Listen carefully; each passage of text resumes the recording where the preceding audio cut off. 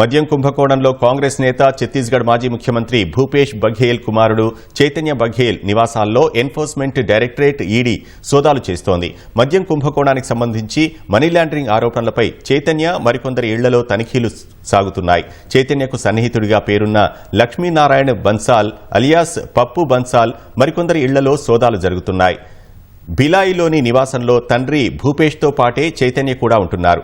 మద్యం అక్రమాల ద్వారా వచ్చిన ఆదాయం చైతన్య బఘేల్కు చేరిందని ఆరోపణలున్నాయి. ఛత్తీస్గఢ్లో 14 నుంచి 15 ప్రాంతాల్లో ఈడీ దాడులు జరుగుతున్నాయి.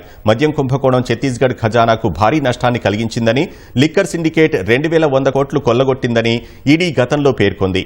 ఈ కేసులో మాజీ మంత్రి కవాసి లఖ్మా, రాయ్పూర్ మేయర్ సోదరుడు అన్వర్ థెబార్, మాజీ ఐఏఎస్ అనిల్ టుటేజా తదితరులను జనవరిలో ఈడీ అరెస్టు చేసింది. 2019-2022 మధ్య ఛత్తీస్గఢ్ సీఎంగా భూపేష్ బఘేల్ ఉన్నప్పుడు ఈ కుంభకోణం జరిగిందని ఈడీ ఆరోపిస్తోంది.